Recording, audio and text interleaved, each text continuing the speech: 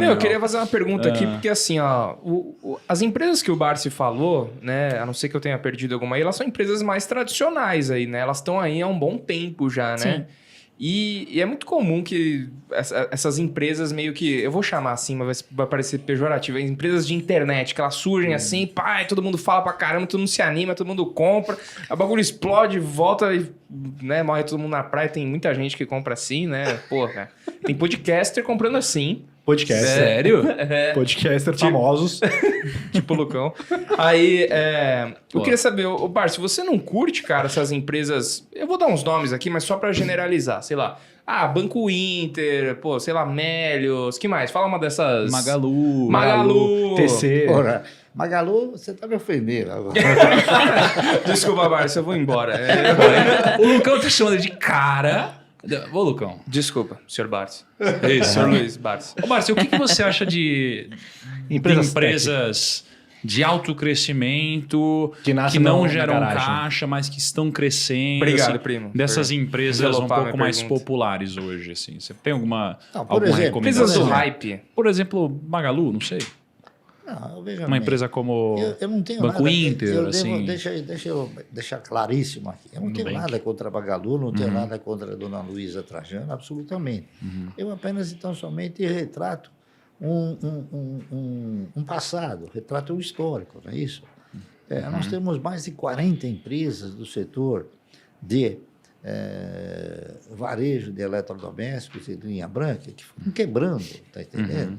Eu tive a oportunidade de inúmeras vezes conversar com o senhor Gir, e ele era um dos melhores players do setor. O senhor Gir era o G. Aronso, está entendendo? Gir Aronso. E ele quebrou, puxa vida, né? Ele quebrou. Então, o Casa Centro quebrou, o Mapping quebrou, o Mesbel quebrou, a Sloper quebrou, a Ultralar quebrou, a Clipper quebrou. Puxa, agora, recentemente, a máquina de vendas quebrou, tá entendendo? Há pouco tempo atrás, se não tivesse tido feito uma capitalização na Via Varejo, ela também teria tido problema. A própria Magazine Luiza teve aí um aporte de capital generosíssimo, não é isso? Então, o que acontece com as empresas do setor? As empresas do setor, elas necessitam de capitalização permanente. Por quê? Porque você compra o produto, eu vou dar um exemplo simplório, por R$1.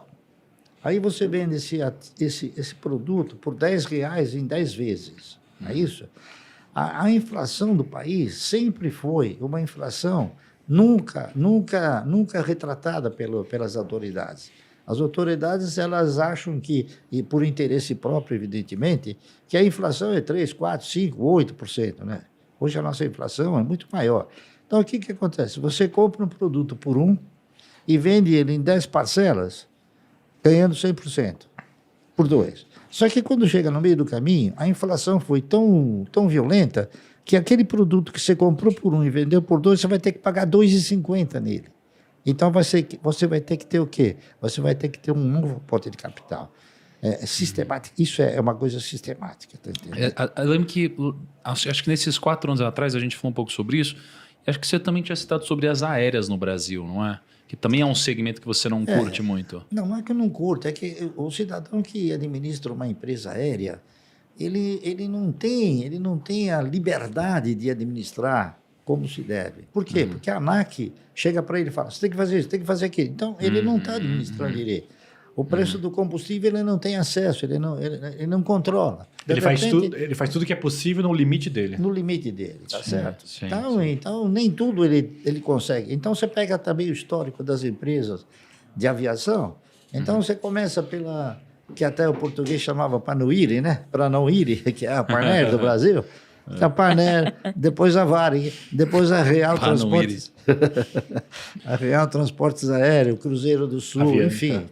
Transbrasil, tá? VASP, Varig, todas elas quebraram. Todas elas, Então, o destino de todas as empresas é esse. Tá entendendo? Não é questão de quebrar, ela não tem condições. É só de deixar de operar, não é de quebrar. É só de você vê sumir do mapa. agora Só troca o adesivo na lateral do avião só. Agora, na pandemia, por exemplo, Era proibido estar junto, né? Então, você tem o banco do avião junto, então não verdade. podia. Então, Puta, era um saco viajar. Ainda tá muito chato viajar, cara. Você viaja, você tem que viajar de máscara, tem tudo. Você lembra Aí que- eles usam de desculpa pra não servir comidinha. Já viu isso aqui? O cara vai Aí cortando, você vai lá não e pode fala, não contar. posso ser- e Servir. nem água, né? Nem é água. Não, A água é com cara feio, o cara te entrega ainda. Quando cara. proibiram fumar no avião, começou a ficar chato. Pô, Começou...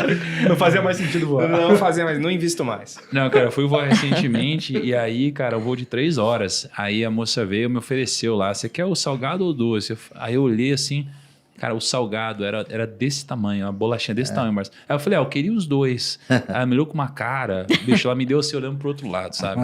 Ficou contrariada. Eu ainda acho um complô que a cada 6 meses eles apertam ainda mais os bancos. Porque não é possível, cara. Não é possível. Já tô entrando de lado. É igual já. chocolate, né, cara? O tamanho da embalagem é o mesmo e vai reduzindo o que tem dentro. Reduz a espessura. Vai ficando mais Era fino. assim que fazia. Eu trabalhei para chocolate, era assim, aí tem umas regras para Os avisar. caras tiram as Enfim, prematuras. mas sabe o que eu queria saber? Eu queria entender um pouquinho na cabeça de vocês sobre diversificação. Porque assim, né, tem várias formas de você pensar. Uma delas é você pensar em diversificar assim, entre ativos, né? Então seria você ter várias ações de segmentos diferentes, né? Aí você tem aquelas onde você diversifica entre classes de ativos, né? Você tem ações, fundo imobiliário, renda fixa, etc. E você tem a intra-países, né? Onde você tem isso tudo e às vezes em países diferentes também, né? Como que vocês entendem a diversificação? O que você acha que é Bom, legal de fazer? Eu tenho uma diversificação na minha carteira no sentido de empresas, de ações, não de outros ativos, tá certo? Eu já fiz experiência com todos os ativos, de uma forma pequena, não, só a título experimental, e nenhum deles eu ganhei. Você chegou a fazer isso já? Cheguei. Eu, por exemplo, fiz quando ela era pequena, fiz um plano de previdência Fez privada. pra mim, né? Você vê, né? Olha, a Não, cobaia. mas eu fiz em caráter experimental. Experimental, tá entendendo? Já tive também, por força de solicitação, olha, Márcio, poxa, me ajuda, eu tenho metas a cumprir, não sei o quê. Aí comprei Metas a cumprir. Já assinei cartão da C&A, sim. Mas Metas a cumprir. eu investi pouca coisa e tive prejuízo no fundo imobiliário, porque o fundo imobiliário ele te dá uma parcela. Só que tem 2 detalhes. Você tem a entrada e a possível saída. Tá entendendo? Para comprar, você sempre compra caro. Para vender, você vende pela metade do preço. Por causa Essa da é falta uma de realidade. liquidez? Por causa da falta de liquidez? E a taxa A de juros, ausência de né? liquidez é uma delas, tá entendendo? E outra é o seguinte, geralmente a instituição que dá liquidez ao fundo, ela quer comprar de você no menor preço possível e depois vem passar pelo melhor preço possível. Então, aí é onde ela ganha. Então, é um ativo que você não tem a liberdade de preço, você está entendendo? Você não tem... não é o mercado que faz o preço, é a instituição que faz o preço, tá entendendo? Mas por que assim? Porque... Como assim a instituição faz o preço? Assim? Porque você compra geralmente de uma instituição, tá certo? Essa instituição ela chega para você e fala, olha, nós estamos dando início a um fundo imobiliário. Então você paga e você compra então por um determinado preço, certo? Aquele fundo ele pode evoluir ou pode regredir, tá entendendo? Dependendo. Normalmente ele não evolui. Essa é a tendência natural, pelo menos que eu tenho observado. Então, o que acontece? Daí 1 ano, 2 anos, você fala, bom, eu quero sair.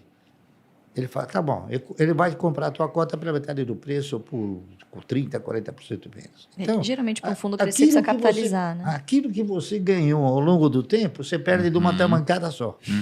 Tá entendendo? Mas então, quando a gente fala da diversificação entre empresas que vocês fazem, né? Vocês falam muito sobre as ações BEST, né? Assim, como que vocês pensam na diversificação entre empresas, então? Qual que é a lógica de vocês, assim? Eu penso muito no setor de atividade perene, não é isso? Então, eu tenho ações de atividade perene, tá entendendo? É o meu... Tipo, a minha energia, dondoca, tá tipo... entendendo? Então, e aquelas que tenham também sustentabilidade, não é isso? Então, atividade perene que consiga fazer com que o seu produto seja pago sem consumir, é a de preferência. Uhum. Tá São seguros, assim. Seguro, energia elétrica, né? Quantas vezes você não pagou por não ter usado isso daí? Você nem sabe, né? Você nem faz ideia, mas muitas vezes. Tá entendendo? Então, é isso aí. A gente procura desenvolver. Agora, tem outros setores também que são setores perenes e bons, né?